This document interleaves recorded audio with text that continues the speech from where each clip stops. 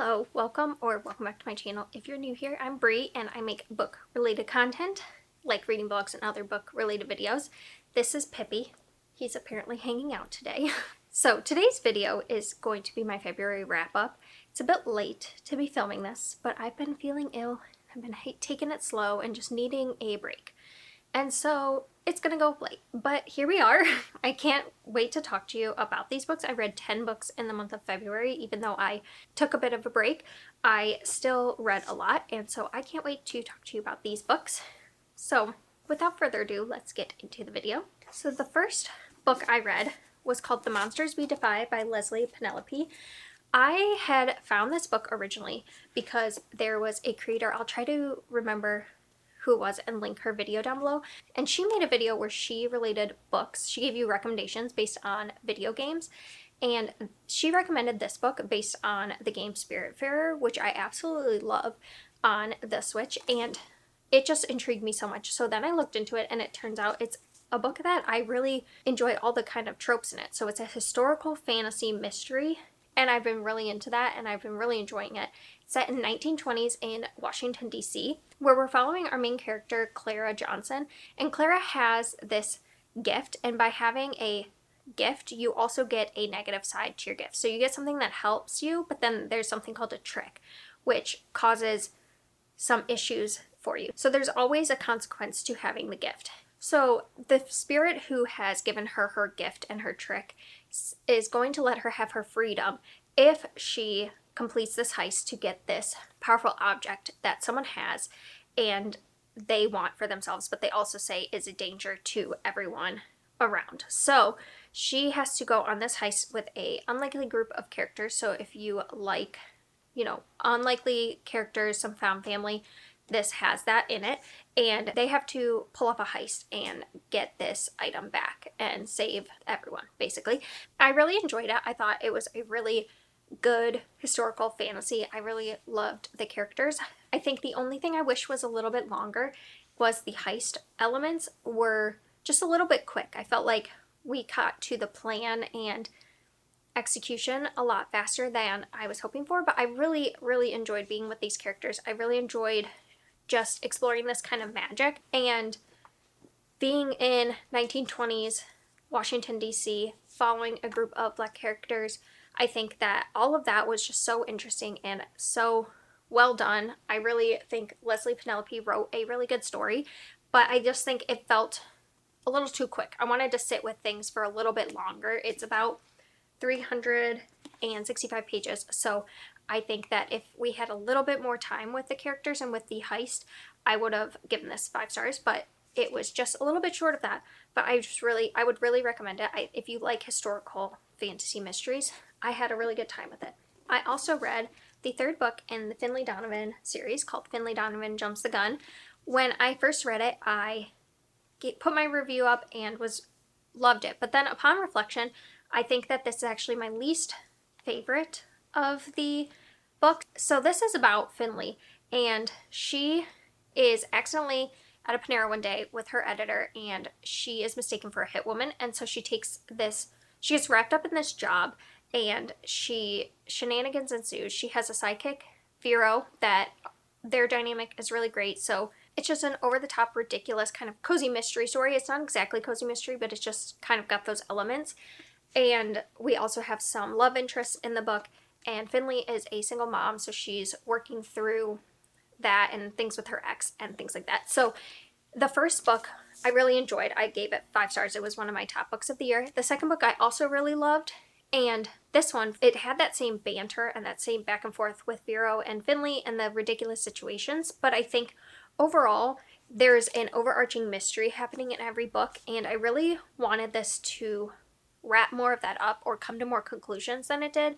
I think that I was just left underwhelmed by the fact that I feel like we left this book kind of in the same position we've been in for the first 2. I also really wanted more of Vero's backstory, and we started to get that in this one, but I think it's going to be more in the 4th one, so I will pick the 4th one up for sure. And I don't think that this is a bad book. I really enjoyed it. I had fun. I breezed through it, but just upon reflection, I just wish that we'd gotten further in the mystery itself and made a little more progress because I think it can be fun and ridiculous, but after 3 books, you kind of want them to figure things out and not just be over the top and suspending your disbelief. I feel like we have to really suspend our disbelief as the series goes on. And so I think more things need to wrap up to make that worth it. So then I think I want to talk about these all together. I read the whole series in one go, so I just feel like it's hard to talk about each individual book. But that is the Infernal Devices series, the trilogy. So it starts with Clockwork Angel, then we have Clockwork Prince, and then Clockwork Princess. I read the Mortal Instruments series by Cassandra Clare when I was in high school. It was my favorite series ever. I went to the premieres of the books, the movies. I loved it. I ate it up. And then these came out and I had started Clockwork Angel, but I never finished it just because I was in, I think, college at that point. And so I didn't really continue. I hadn't read a lot in college because I was reading for my degree. And then I just never kept up with the rest of the series. But I saw so many people reading the Last Hours series, and which is another one of her trilogies in this realm. So I had to pick these up. So if you don't know, Cassandra Clare writes a whole Shadowhunters world, and it's basically kind of our world adjacent, and there's things that demons, and they have these people called Shadowhunters that hunt demons, and then there's other people like vampires or werewolves or things that they're called Downworlders, and they kind of live with the Shadowhunters in accordance to these laws, but then demons are bad and are hunted. This is chronologically the first book in the worlds, so I was told to read the Infernal Devices trilogy, then the Last Hours trilogy, then the Mortal Instruments, which is 6 books, and then the Dark Artifices. And so I decided to try to do a read-through. And these were just so nostalgic, even though I hadn't read this originally. It just feels very akin to the Mortal Instruments, and being back in that world, I just feel like I was right back in it. And so I had a lot of fun from like a nostalgia perspective. And I think that overall, Cassandra Clare writes really great, like, angsty characters that there's a lot of will they, won't they happening. And I would say overall her plots aren't like the strongest plot I've ever read, but I just really have a fun time being in that world. And she just has a way of writing characters that I care about and want to see what happens with. And when each book ends, I just want to know, Pippin, sir, can I record this video? And I just want to know what's going to happen to them. I had a good time. It was for nostalgia purposes. I had fun. And I'm actually proud of myself because I started and completed a series, so it doesn't technically have to be a part of all the series I'm in the middle of, which a video of that should hopefully be out soon. And then, on the flip side, I just picked up the most wholesome book that I think I will read this year. And it's a graphic novel, and it is just the cutest thing, and I'm totally obsessed. And it's a series, so you know I'm going to be continuing. And that's Bug Boys by Laura Kensker. It's just about 2 bug friends as they go on bug adventures. Each one is like short stories throughout, and then there's 3 graphic novels out so far. So this one is just Bug Boys Adventures, and then one I think is Outer Space, and there's another one. But oh my goodness, is it just so cute. It's a middle grade type story, so it just teaches like life lessons and, you know, about friendship and accepting people and just all the things you would want to learn as a kid, and through these little bug boy adventures. And it just melted my heart. Like, if you just want something to just warm your soul, and maybe you read a lot of darker things. I know when I read a lot of darker things, then I want to pair it with a lot of cozier things to kind of balance it out, because I can't read all dark all the time or all serious all the time. And so something like this is just perfect, and I would just highly recommend it. It was so cute, so good. I originally read it from my library, and because I'm on a book buying ban, and I read it and I absolutely loved it. Had to have it in my life, so I picked it up. Because I've given myself the allowance of, if I find a book that I really, really love that I read from the library, that I can pick it up as not part of the book buying ban, because I really want to have books I'm just absolutely in love with on my shelf. And this is this. I feel like these middle grade graphic novels just heal parts of my soul I didn't know needed healing, you know? So yeah, highly recommend. So then this one I really enjoyed when I read it, and I gave it 5 stars, and I'm just a little conflicted on it now. So that's Confessions by Kanae Minato. This is like probably the most wild thriller I have ever read. So this is about a woman who is talking to her middle grade class for the last time, and she tells them that there are killers in the room who killed her daughter. And then it goes on this whole revenge story, and we get different chapters from different perspectives. So some of it is from the teacher's perspective, some of it's from the killer's perspective, some of it's from a classmate who was there, and just it's the ripple effects of what happens when a horrific event like this occurs, and revenge, and how that can take form. None of the characters in this book is supposed to be likable. I don't think that we're supposed to like any characters or agree with their actions, and that's why I'm conflicted, because there is a part of this book that hinges on this certain revenge point that I don't know if I agree with how it was used, and I also don't know, like, because none of the characters are likable, does that make it okay? I don't know, I'm just really conflicted, because the whole story was just a whirlwind. It was like the most crazy thriller I've ever read. Probably like one of my favorite thrillers in terms of like how it made me feel. Like every chapter ended and I was like, what is going on? Like, what is this book? It just got wilder and wilder. But the more I reflect and I looked at other people's reviews, I do see the point of this being could be harmful, like the way the revenge is gone about. So I'm feeling really conflicted on it, and I don't know if I will recommend this book broadly, just because I truly don't know how I feel. It's hard because I see both sides of the coin, if you will, and I didn't read it the way some people have taken it. I don't really understand what the author was trying to get across, but I think, to me, I thought the author was trying to get across that, like, none of these actions are okay, and that these are not good people. But that being said, I don't know if I can fully recommend this one. So this one is Half a Soul by Olivia Atwater. I absolutely fell in love with this book. I put this out, I was reading this while I recorded the Cozy Fantasy video, if you saw my Cozy Fantasy recommendations, and I said that I was really enjoying it, but I think I was only halfway through, and oh my gosh, did I fall in love with this book. So this is considered, like, people have called it fairy Bridgerton, and I've never read or watched Bridgerton, but it definitely feels Regency romance vibes with fairies.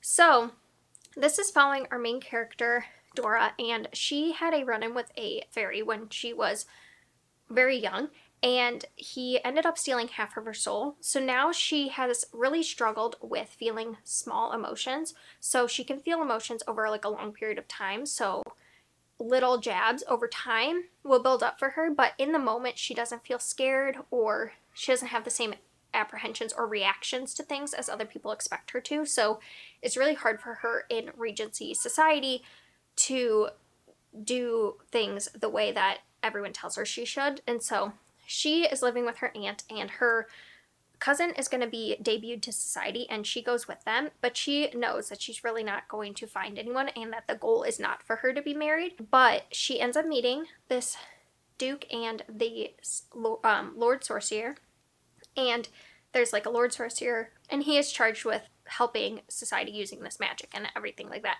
So she meets them, and this whole adventure ensues, and there's a romance. And the thing I loved so much about this book was that I think for a lot of it, Dora is expected to change and conform to society, even though she is different, and she's always looked down upon for being different. The love interest in this, he just takes her as she is and doesn't try to fix her, but just is very sweet and going and talking about when she is feeling something. He helps her to try to identify what she's feeling, but he's very patient with her and very understanding, and never do you feel like he views her as less than. And I really, really enjoyed that, because I think that she was written in just such a way that I was worried that this book would want to change her, and I think that it just did really a good job of just highlighting that it's okay to be different, and that there's nothing wrong with her, even though society is telling her that. And so I really loved the romance. I also loved the plot. It's a little bit darker because they are dealing with, bad working conditions for some people, and like helping them, and they're ill, and there's things going on. So wholly it's not like just light and fluffy, but I think that the message in it just is so feel good and just is so sweet. And I really, really loved the romance in it and just how everything wrapped up. So I definitely will be reading the rest of the series. It's, I think, my favorite book that I've read so far this year. That, and Emily Wilde's Encyclopedia of Fairies. The other thing is that I ended up looking, and Olivia Atwater said that she did code Dora as neurodivergent, as she is neurodivergent herself. And so that just, I think, if you're looking for a neurodivergent book that is by a neurodivergent author, I would highly recommend, because I really, really, really enjoyed it. And it's my favorite book of the year so far. Then I also read this book. It was one of my 5-star predictions, and I gotta say it did live up to that. So this is The Conductors by Nicole Glover. This is the first in 2 books are out, but I think it's planned for 4. So this is about Hetty and Benji, and Hetty and Benji are a team that they have a marriage of convenience where they were helping people on the Underground Railroad to get away. And now that the Civil War has ended and they're in Pittsburgh, and so they're in this town and they solve mysteries that are happening. And there's magic in this world, and basically you can like write star signs, so it's based on like the stars. They do the signs and it does different like magic things. And so Hetty and Benji are really good at that and using their magic to help people. And not everyone can do magic, and only the white people are able to do magic with like wands, and it's very heavily regulated, so they cannot have wands, and if they're found with wands they can be very much punished. There's a found family in this because they all are coming to Pennsylvania after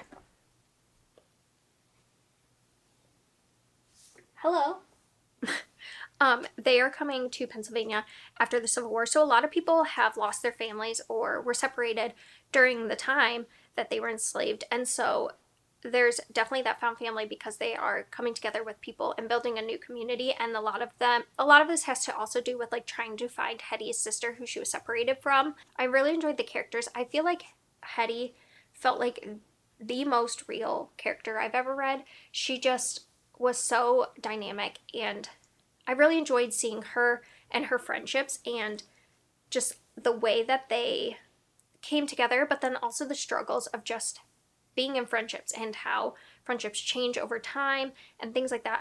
I felt like this was such a real feeling book. I felt like all these characters came to life, especially Hetty, and I just really enjoyed seeing her progression throughout the novel. And I can't wait to read the next one because the next one's called The Undertakers, and I think that they're going to be like their own mysteries, and I really enjoy that. I really like a mystery series where it wraps up in one book and then the next one's another mystery.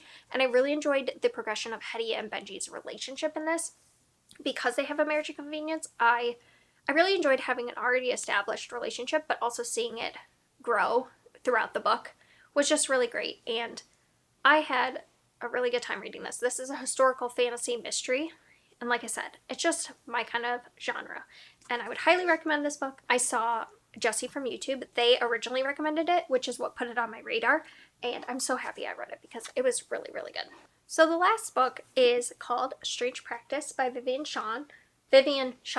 I had picked this up at Half Price Books, and it was also on the end cap for Barnes & Noble for like cozy fantasy. This is following Dr. Greta Helsing, and she is like the doctor in this London town to all the like magical creatures in town. So humans don't know about magical creatures, and only a few doctors are trained to help. And so her family is one of those that have passed down. And there are certain families who know about these creatures. And they're not how you think. They're not all scary and evil.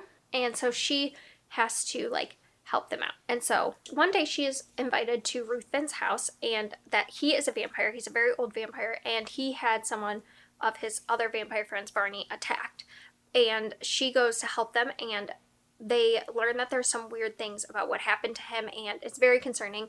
And so she and him decide that they're going to investigate, and there's other characters that are brought in here. Again, it feels like a bit of found family. She is the only female in a group of these males, and they feel very like protective of her. A lot of them have known her since she was young, and it's set in London. It's set in like our time. I had a good time with this. I think this is one of those middle of the road series for me, which I really like to have because I did have a good time, but it didn't blow me away. But I always like these as a good like palate cleanser. I think it was a fun type of mystery that I didn't take too seriously. I enjoyed seeing the monsters in this way as indifferent, like as different. They weren't exactly monsters, and we can see them in a different light. It reminded me of a series, a TV series. I don't know, it's called, it reminded me of the TV series Grimm, which is like kind of cheesy, and it's about like this detective that he can like see the creatures, and they're all like from the Brothers Grimm, they're real, and he like protects them while also figuring out like the bad things that are happening. It feels a lot like that. It's just a bit cheesy, a bit like underwhelming in terms of the mystery itself. But overall, I just find the characters very endearing, and so I will keep reading, and I'm happy I read it. And I would say it's not exactly cozy. It is cozy, but it isn't. Like, if you like mystery, then yes. But I wouldn't say it's in the realm of like Legends and Lattes. It's definitely like a softer, there's death, and there's some like tension throughout. But overall, I think that the atmosphere felt cozy. So take with that what you will. So these are all the books I read. I read a total of 10 books, and I had a good reading month. I think I'm just been opening myself up to reading whatever I want, and lately that's been fantasy, cozy fantasy, and historical fantasy mysteries. So I am happy with that, and I'm not going to change. I hope you enjoyed this video, and I thank you for watching and being patient with me as I, struggle to get up some videos, but I hopefully will be back to my rhythm. Now that the sun is shining and my routine's coming back to me, I'm hoping to get more consistent with videos again. So I appreciate you watching, and if you want to subscribe or give it a thumbs up, I'd really appreciate it, and I will see you next time.